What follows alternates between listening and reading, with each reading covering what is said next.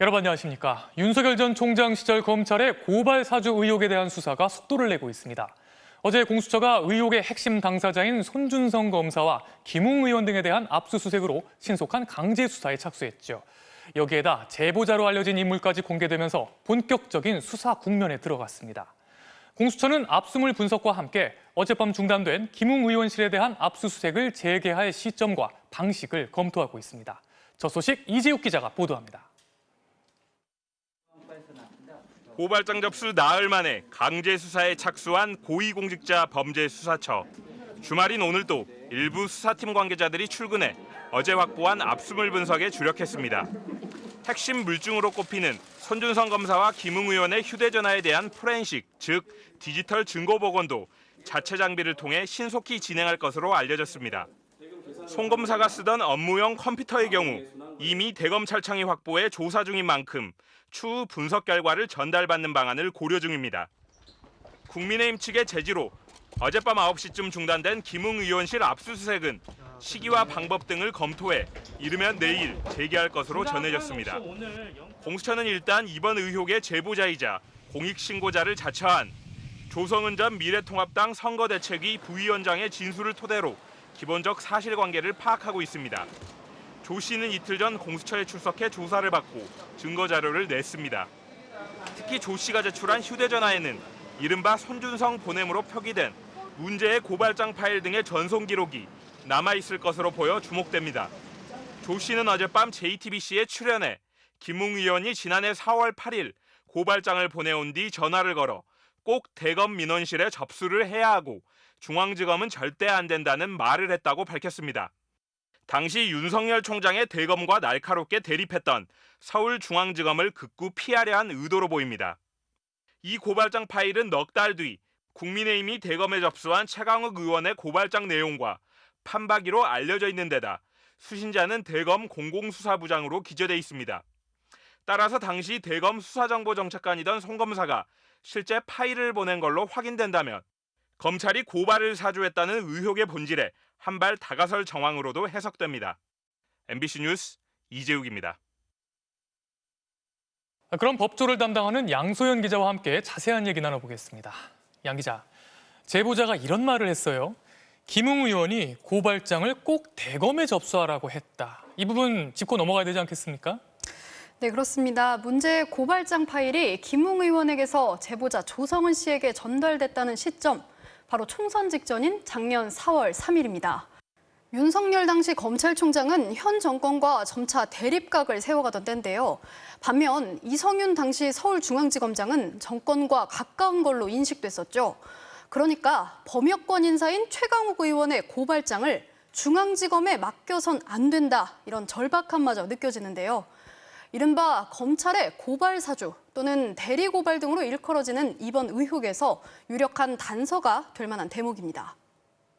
결국 진실을 밝히려면 핵심 관계자들을 직접 불러서 조사할 수밖에 없지 않습니까? 그런데 당시 손 검사의 윗선이 윤석열 전 총장이었단 말이죠. 그럼 과연 어디까지 직접 조사를 하게 될까요? 네, 공수처도 고민이 깊을 수밖에 없을 것 같은데요. 고발장을 포함한 100여 장의 이미지 파일마다 이른바 손준성 보냄이라는 표기가 붙어 있습니다. 의혹의 실체를 규명하려면 당시 대검에서 윤 전 총장의 눈과 귀로 불렸던 손 검사 주변의 사실관계부터 밝혀져야 할 겁니다. 손 검사는 줄곧 자신과 관련 없다는 식으로 부인하고 있는데요. 하지만 고발장이 접수된 4명 가운데 손 검사와 윤 전 총장이 먼저 피의자로 입건됐습니다. 공수처가 제시한 4가지 혐의 가운데 특히 직권남용죄의 경우 이 두 사람은 따로 떼놓고 보기가 어렵기 때문입니다. 이미 압수수색을 받은 손 검사와 핵심 참고인인 김웅 의원의 직접 조사는 예정된 수순으로 보입니다. 다만 야권의 유력 대선 주자인 윤 전 총장에 대한 조사는 정치적 파장 등을 고려하면 신중할 수밖에 없습니다. 앞으로의 수사에서 윤 전 총장을 비롯한 대검의 윗선 개입 정황이 드러날지가 관건입니다.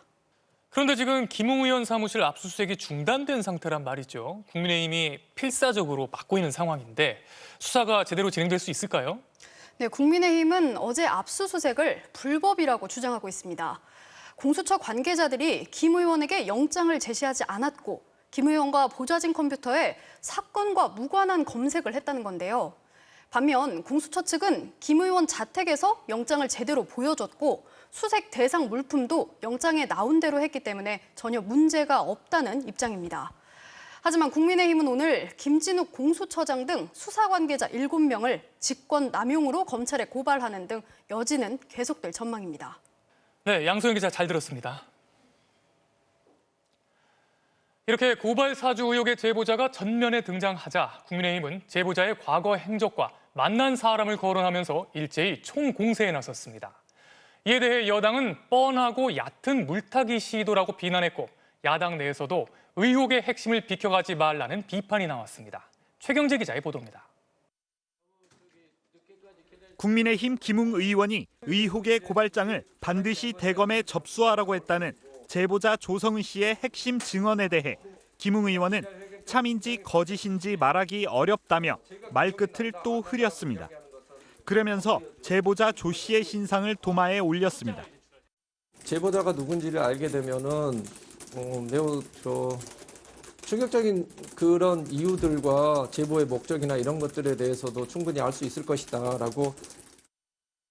국민의힘과 윤석열 캠프는 조 씨가 지난달 박지원 국정원장을 만난 점을 문제 삼았습니다. 만남 뒤 정치 공작이 시작됐다며 박 원장도 수사하라거나 국정원의 대선 개입 의혹이라고까지 주장하기도 했습니다. 김기현 원내대표는 조 씨가 지난 6년 동안 5개 정당에 몸담은 정치 나그네라고 깎아내리기도 했습니다. 의혹과 무관한 자신을 향한 총공세에 조 씨가 직접 반박에 나섰습니다. 박 원 장관은 옛 국민의당 시절부터 알던 사이지만 박 원장은 윤석열 전 총장과도 친분이 있어서 뭔가 상의할 생각도 안 했다며 본질을 왜곡하려는 음해이자 모욕이라고 반발했습니다. 민주당은 국민의힘이 고발 사주라는 사안의 본질을 교묘히 비틀어 정치 공방으로 감추려 한다고 지적했고 여당 대선 주자인 이낙연 후보 측도 국정원 개입설은 뻔하고 얕은 프레임 전환 시도라며 지나가는 소가 웃을 아무 말 대잔치라고 맹비난했습니다. 국민의힘 안에서도 대선 주자인 홍준표 의원은 고발장이 검찰에서 당으로 전달된 팩트가 있다면 공작이 아니라며 당과 윤 후보 측이 제기하는 여권 공작설을 비판했습니다. MBC 뉴스 최경재입니다. 다음은 코로나19 소식 알아보겠습니다. 새 확진자 수는 이틀째 1,800명대를 기록했습니다. 이 가운데 70% 이상이 수도권에서 나왔는데요. 지금 걱정은 추석 연휴가 한 주 앞으로 다가왔다는 겁니다. 혹시라도 귀향길에 코로나와 동행하지 않도록 주의해야겠습니다. 박진주 기자의 보도입니다. 서울 강동구의 한 실내 체육시설입니다. 일주일 전 이용자 한 명이 최초 확진된 뒤 다른 이용자와 종사자, 그 가족까지 번져 총 23명이 확진됐습니다. 방역당국은 지하시설에서의 격렬한 유산소 운동 과정에서 바이러스가 활발히 전파된 것으로 보고 역학조사를 진행 중입니다. 지하에 있어서 한계가 어려웠다라고, 종사자분들이 식사 같이 했다라고. 서울 송파구 가락시장 관련 확진자는 하루 만에 16명 추가돼 누적 80명에 육박했고 인천 부평구 콜센터에서는 11명이 확진되는 신규 집단 감염이 확인됐습니다. 오늘 0시 기준 신규 확진자는 1,865명으로 67일째 4자릿수를 기록한 가운데 이처럼 수도권의 증가세가 심상치 않습니다. 오늘도 1,347명, 이틀 연속 수도권 확진자가 국내 발생 환자의 75%에 근접했습니다. 최근 한 주간 하루 평균 1,234명으로 지난 6일을 빼면 이달 들어 계속 4자릿수를 기록한 것으로 나타났습니다. 당장 한 주 앞으로 다가온 추석 연휴 대규모 이동이 걱정입니다. 예방접종한 사람들의 숫자를 늘려서 조금 모임을 확대해놨잖아요. 수도권의 유행 상황이 다시 악화됐기 때문에 추석 이후에 비수도권으로 확대될 가능성이 높다는 거고. 모레부터 2주간 추석 특별 방역 대책에 들어가지만 방역당국은 긴장을 늦추지 못하고 있습니다. 고속도로 휴게소와 철도역, 터미널 등 13곳의 임시 선별진료소를 설치해 귀성 귀향길 선제 검사를 강화하는 한편 고향집의 부모가 백신 미접종자인 경우 방문을 자제해달라고 거듭 당부했습니다. MBC 뉴스 박진주입니다. 정부 서울청사 앞에 이렇게 길게 근조 화환들이 늘어섰습니다. 결혼을 앞둔 예비 부부들이 항의 시위를 벌인 건데요. 거리두기 속에 결혼식 참석 인원이 제한되면서 예비 부부들이 예식장에서 입는 피해가 이만저만이 아니라고 합니다. 식사를 못한 하객들의 밥값을 내거나 값비싼 답례품을 억지로 사야 하는 경우도 있다고 하는데요. 정혜인 기자가 취재했습니다. 오늘 오전 경기 부천의 한 예식장. 결혼식을 앞두고 삼삼오오 모여든 하객들이 입구에서 발열 체크와 QR 인증을 합니다. 미리 작성된 출입명부 안에 이름이 없거나 제한된 인원을 초과하면 결혼식에 참석할 수 없습니다. 제한이 있는 거죠? 못 들어가죠? 결혼식은 별도의 피로연 없이 끝났습니다. 지난 3일부터 수정된 방역수칙에 따라 참석 가능 인원을 99명으로 늘리되 식사를 할 수 없게 했기 때문입니다. 식당은 텅 비었고 하객들에겐 와인 2병과 홍삼 선물 세트가 답례품으로 나눠졌습니다. 저희가 지금 식사 대신 답례품으로 드리고 있어요. 신혼부부는 예식장 측과 대관료 외에 최소 참석 인원 175명분의 식대인 780여만 원을 보증금으로 계약했었습니다. 그런데 예식장 측이 식사 비용을 환불해 줄 수 없다면서 답례품으로 대체한 겁니다. 식대로 계약을 한 것임에도 불구하고 현재 저는 답례품도 그 가격 그대로 구매를 해야 되는 상황인 거예요. 1만 원 중반대의 홍삼이나 와인을 5만 원 정도에 구매를 하고 있는 거죠. 정부는 예식장 측에 최소 보증 인원을 낮추라고 권고했을 뿐 수백만 원에 달하는 식사 비용은 고스란히 신혼부부의 피해로 남게 됐습니다. 이미 계약서에 서명을 했고 그것은 약속된 사항이기 때문에 변경이 어렵다는. 백화점이나 교회 등과 비교해 참석 가능 인원이 너무 적고 방역 지침이 너무 자주 급하게 바뀌는 점도 예비 신혼부부의 애를 태우고 있습니다. 결혼식이라고 해서 저는 설렘으로 밤을 지새운 적이 단 하루도 없고 방역 지침이 좋아질까? 이것만 매일 핸드폰 뉴스 기사 혹시 올라오나? 이것만 보고 있고. 급기야 예비 신혼부부들은 지난 9일 정부 서울청사 앞에서 화환 시위까지 벌였습니다. 100번 외쳐봤자 사업체와 개인의 이제 싸움이 되는 거고 백화점 콘서트장이라던가 거기도 특혜를 바라는 게 아니고 완화된 지침을 같은 형평성 있는 지침을 원하는 거고. 이들은 계속해서 다음 주에도 시위를 이어갈 계획입니다. MBC 뉴스 정혜인입니다. 요즘 군대 얘기를 담은 드라마 DP가 화제인데요. 드라마는 현실을 반영한다고 하죠. 해군 강감찬 함에서 선임들의 괴롭힘 때문에 지난 6월 스스로 목숨을 끊은 해군 일병의 사건이 우리의 현실입니다. 정 일병이 직접 피해 사실을 알렸으나 스스로 목숨을 끊은 후에나 수사가 시작됐고요. 유족 측은 지휘관이 사실을 무시해 피해자의 고통이 더 커졌다고 주장했습니다. 남효정 기자입니다. 선임병들의 가혹행위를 견디다 못한 해군 정모일병은 지난 3월 16일 지휘관인 강감찬함 함장에게 이 같은 사실을 알렸습니다. 가해자들의 이름과 폭행, 폭언의 내용을 문자 메시지를 보내 신고했다는 겁니다. 그런데 지휘관은 이 신고를 받고도 폭행인지 몰랐다고 군경찰 수사에서 진술했다며 유족 측이 주장했습니다. 걔네들을 전출을 보내든 징계위원회를 빨리 소집을 해야지 왜 안 했을까요? 그랬더니 수사가 말 함장한테 물어봤더니 그걸 구타로 인지하지 못했대요. 실제로 신고 이후에도 별다른 조치는 없었습니다. 정일병이 가해자들과 배에서 함께 지내며 괴로워했지만 지휘관인 함장은 가해자들과 정일병을 화해시키려고만 했다고 유족 측은 주장했습니다. 신고 열흘 뒤인 3월 말 정일병은 결국 자해 시도를 했습니다. 이후 지난 6월 정일병은 스스로 목숨을 끊었고 군의 수사는 그제서야 시작됐습니다. 정일병 사망 한 달 뒤 강감찬함 함장 등 부대 간부들은 코로나19 집단 감염이 발생했던 문무대왕함을 국내로 가져오기 위해 아프리카 현지로 파견됐습니다. 책임자에 대한 수사는 사실상 중단됐습니다. 오늘 문무대왕함이 진해 해군항에 복귀하면서 수사가 재개될 것으로 보입니다. 해군은 한 점의 의혹도 없도록 함장 등에 대해 신속하게 추가 수사를 진행해 엄정하게 조치할 것이라고 밝혔습니다. MBC 뉴스 남효정입니다. 더불어민주당 대통령 후보를 뽑는 전국 순회 경선에서 이재명 후보가 충청권에 이어 오늘 대구 경북에서도 과반 달성에 성공했습니다. 60%가 넘을 거라는 예상도 나왔지만 51.12%의 득표율을 올렸는데요. 2위는 이낙연 후보가 유지한 반면 3위권은 추미애 후보가 선전하며 정세균 후보와 자리를 맞바꿨습니다. 김재경 기자입니다. 이재명 후보의 과반 승리는 대구 경북에서도 이어졌습니다. 득표율은 51.12%. 지난주 대전, 충남, 세종, 충북에 이어 대구 경북 경선에서도 과반 득표 달성에 성공하며 과반 3연승을 이어갔습니다. 국회의원직 사퇴라는 배수진을 친 이낙연 후보는 27.98%로 2위를 유지했고 추미애 후보가 14.84%의 득표율로 3위에 올랐습니다.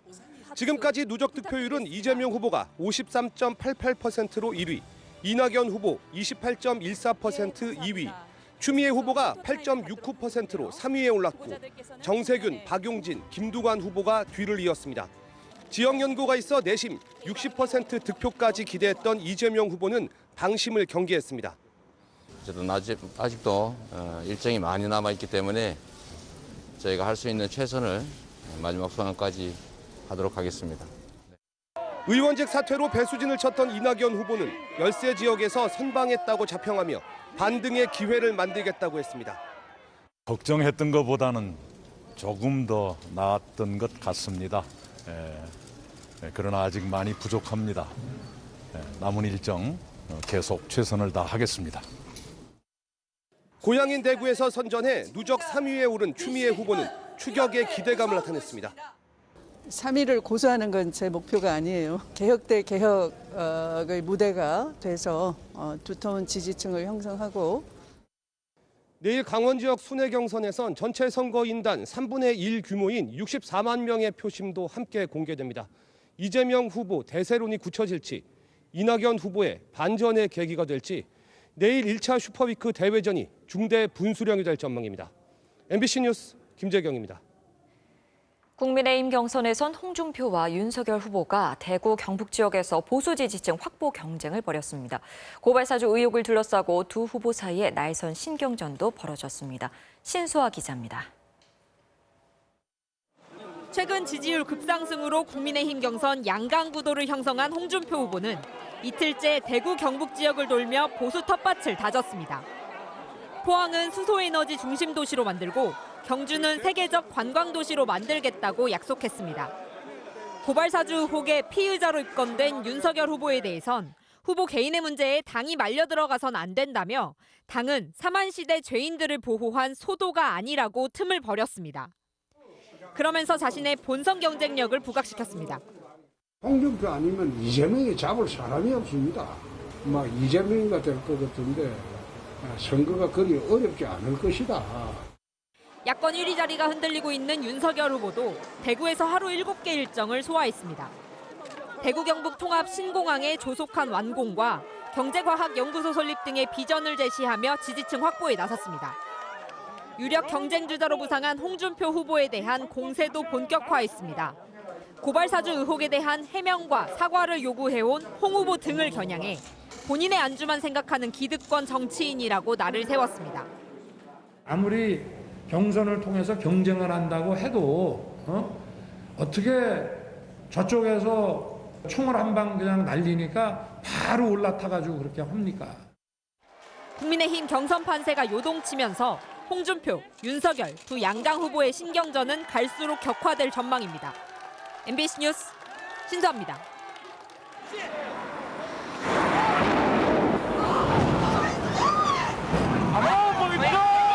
Just seen the first war of the 21st century.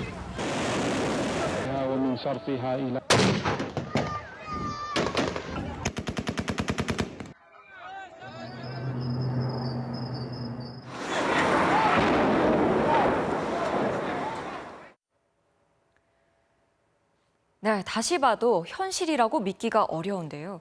미국이 순식간에 아수라장이 됐던 올해로 20년이 되는 9.11 테러 영상이었습니다. 항공기 납치와 자살 테러로 쌍둥이 빌딩이라고 불리던 세계 무역센터가 무너지고 펜타곤이 공격을 받았죠. 많은 사람들이 희생이 됐고요. 이후 시작된 미국과 아프간의 전쟁은 지난달에야 끝이 났습니다. 오늘 9.11 참사 현장이었던 뉴욕에서 대대적인 추모 행사가 열리는데요. 지금 뉴욕에 박성우 특파원이 나가 있습니다. 박성우 특파원, 현장 상황 전해주시죠. 네, 앞으로 1시간 반 뒤에 9.11 테러 현장이었던 제 뒤에서 추모 행사가 열립니다. 바이든 대통령이 참석할 예정이어서 경계도 삼엄해졌고요. 추모 행렬도 계속 몰려들고 있습니다. 20년이란 계기도 그렇지만 올해는 미군이 아프가니스탄에서 철수한 직후라서 의미가 더 남다른데요. 제가 직접 들어본 미국인들 소회 리포트로 보여드리겠습니다.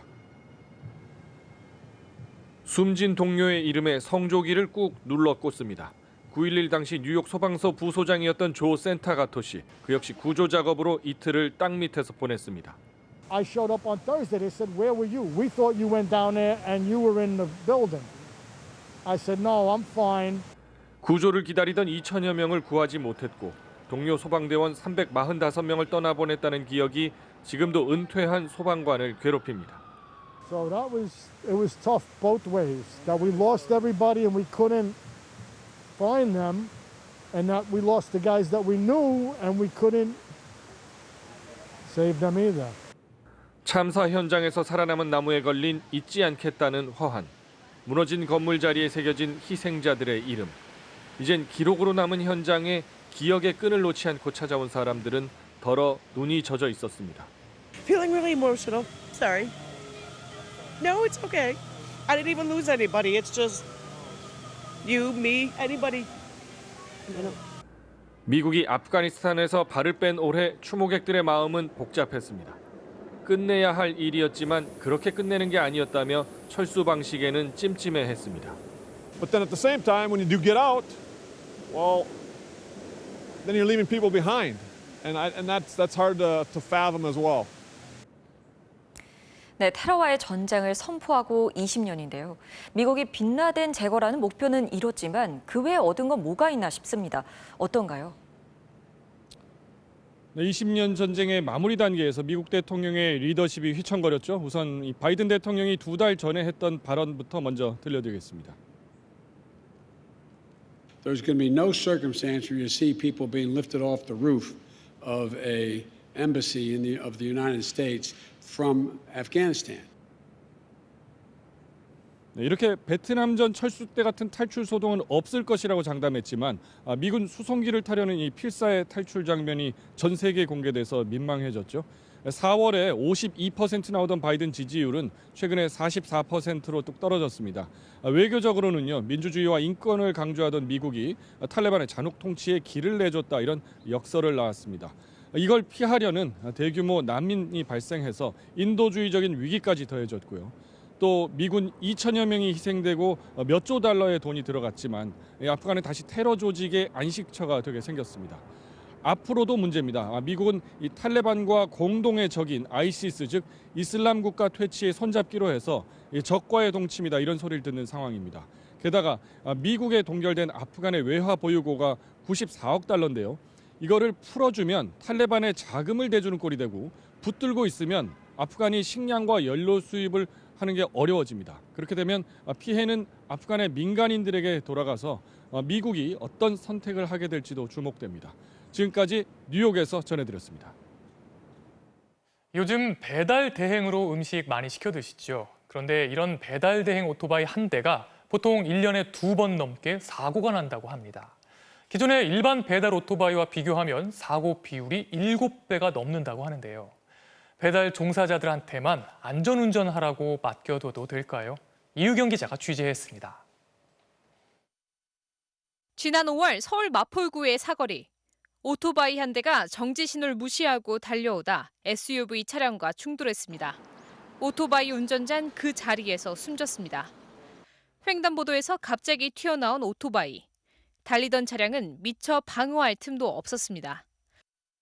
코로나 시기에 배달 플랫폼 성장과 맞물려 오토바이 배달 건수가 늘면서 사고도 급증했습니다. 하지만 어떤 배달이냐에 따라 차이가 컸습니다. 가게에서 직접 배달하는 오토바이 사고율은 30%인 반면 배달 대행 오토바이 사고율은 213%. 1년에 2번이 넘게 사고가 난다는 건데 사고 비율은 7배가 넘었습니다. 한 건만 배달하는 음식점과 달리 여러 주문을 받아 더 빨리, 더 많이 배달해야 하는 경쟁이 사고로 이어지는 구조입니다. 교통법규 위반 사고 가운데는 신호 위반이 66%, 중앙선 침범이 13%였습니다. 이륜차 운전자는 배달 건당 수익이 생기는 구조이므로 신호 위반이나 과속, 그로 인한 무질서한 주행과 교통법규 위반으로 사고가 많이 발생한. 배달 운전자들의 일차적 책임이 있지만 배달 시간에 늦으면 배달료를 깎거나 시간대별로 배달료에 차를 두는 등 배달 플랫폼은 지나친 경쟁을 유도합니다. 한 건씩만 배달하는 것보다는 묶어가기를 해야지 수익 보장이 되고 욕심내서 배달하다 보면 변수들이 생기거든요. 배달 물량의 건수 제한을 해야 되고 배달 플랫폼 활성화로 수입이 급증한 업체도 변화를 해야 한다는 요구입니다. 지난해 서울에서 오토바이 사고로 사망한 사람은 65명. 이 가운데 24명이 배달 종사자였습니다. MBC 뉴스 유교입니다.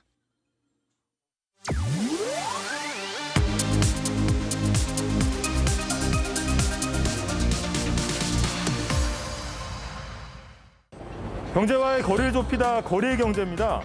최근 금융당국의 대출 규제가 잇따르고 있습니다. 대출 금리를 올린 데 이어 주요 시중은행들도 빌려줬던 돈들을 서둘러 걷어들이고 있습니다. 그런데 문제는 여기서 끝이 아니라는 겁니다.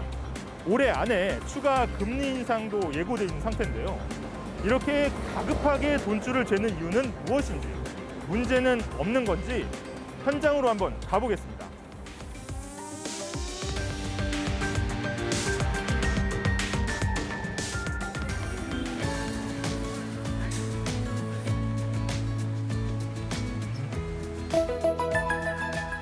회수하거나 아니면 나가야 되는 용돈을 끊거나. 용돈을 반으로 줄인다 그래야지. 만약에 그냥 노는데 다 써버렸어. 부모님이 어떻게 하셨을까? 외출 금지. 외출 금지. 되게 잔인하시네요. 중앙은행도 마찬가지입니다.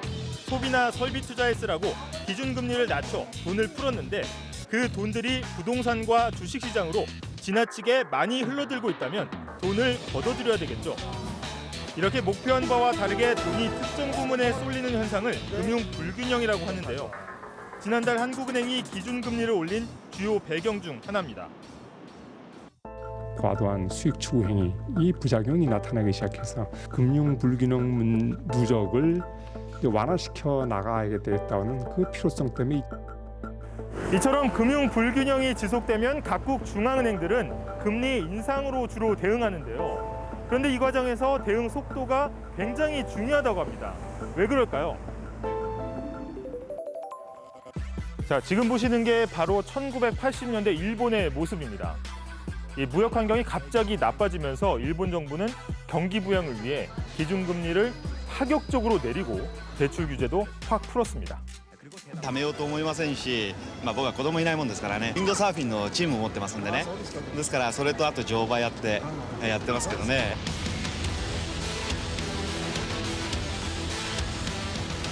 풀린 돈은 부동산과 주식으로 쏟아져 들어갔습니다.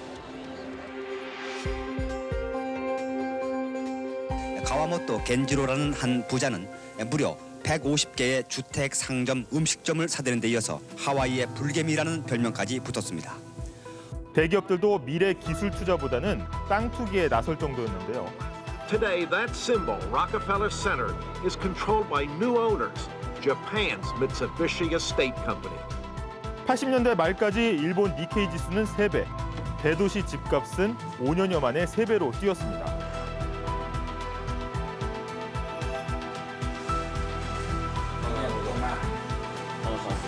여기에 국제 자본 규제까지 겹치면서 더 이상 감당할 수 없는 상황이 되자 일본 정부는 금리를 다시 올리기 시작하는데요. 그런데 문제는 그 속도였습니다. 이 수치를 한번 볼까요?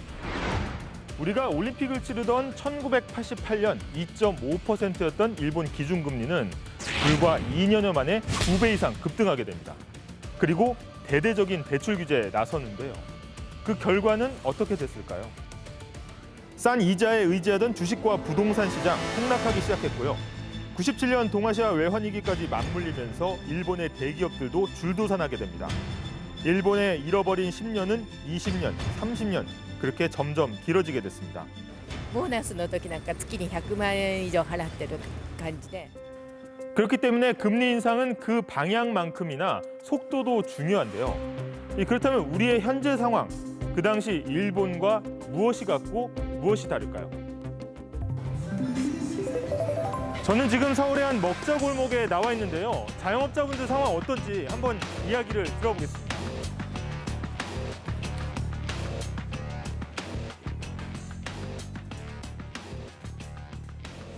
갈수록 최악으로 치닫고 있습니다. 한 달에 1,000만 원씩 손생이 나는. 보고 있는 건데. 근데 저희가 이제 코로나 이전에 저희 요 시기 8월 달에는 직원을 6명까지 썼습니다. 지금은 이제 딱 2명. 네, 직원 1명과 휴일에 나올 수 있는 1명.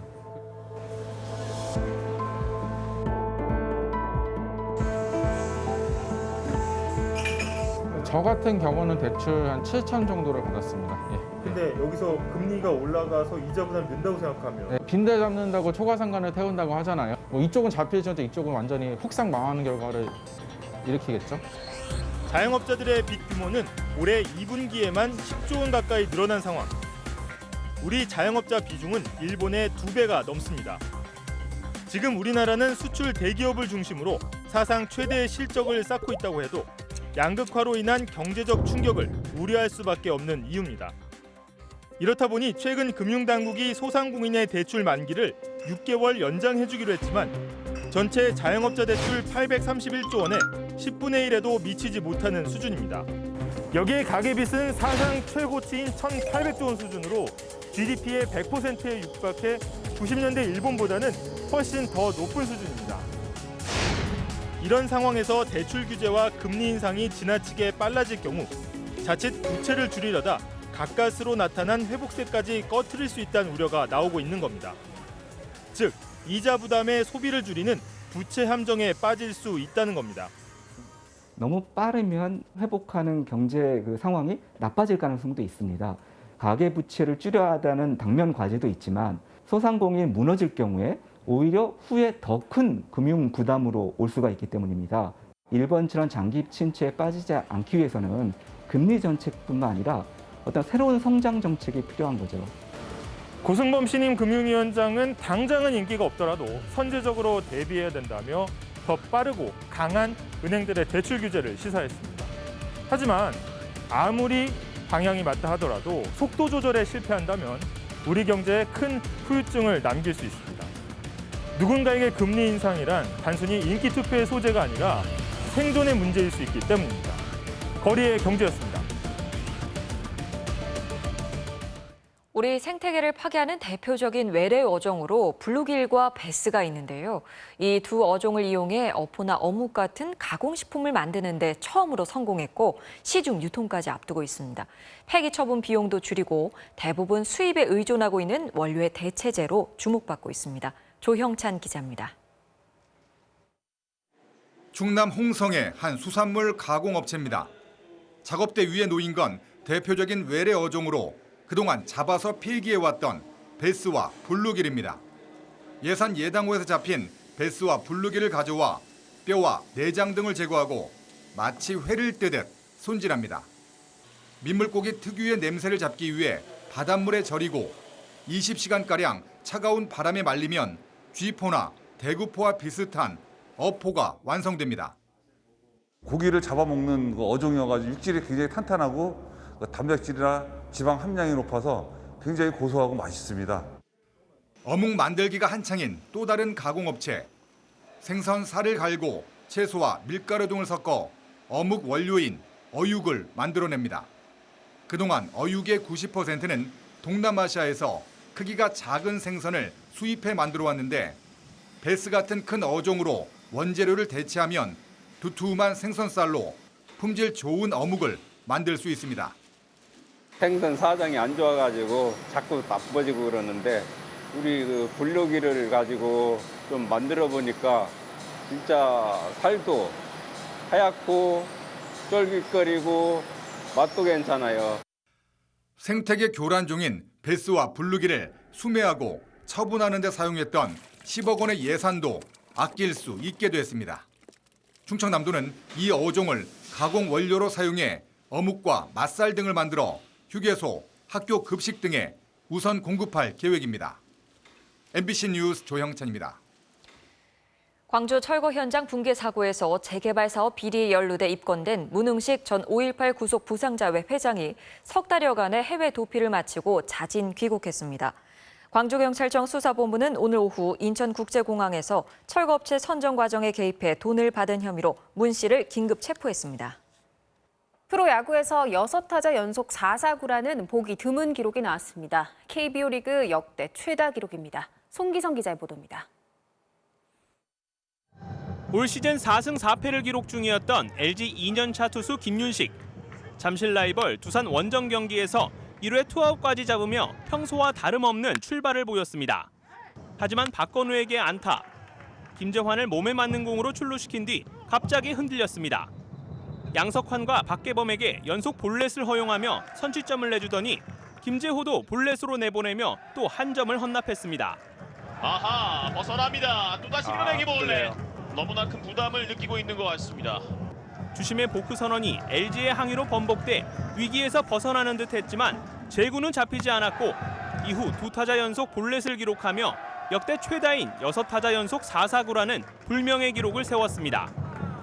결국 1회에만 44개의 공을 던진 김윤식은 2회 교체됐고 두산은 적시타 없이 밀어내기로만 넉 점을 뽑았습니다. 어제 KT와의 경기에서 주심의 12초를 경고해 항의하다 퇴장당하면서 거친 욕설은 물론 로진백으로 심판을 마친 삼성 몽고메리는 오늘 한화전이 열린 대전 원정에 동행하지 않았습니다. ESPN 등 미국 매체들도 이 소식을 전한 가운데 KBO는 내일 상벌위원회 개최 여부를 결정하겠다고 밝혔습니다. MBC 뉴스 송기성입니다. 프로농구 컵대회가 오늘 개막했는데요. 전자랜드를 인수해 새롭게 창단한 한국가스공사가 상무를 꺾고 공식적으로 경기 첫 승을 올렸습니다. 토요일 밤 스포츠 뉴스 마칩니다.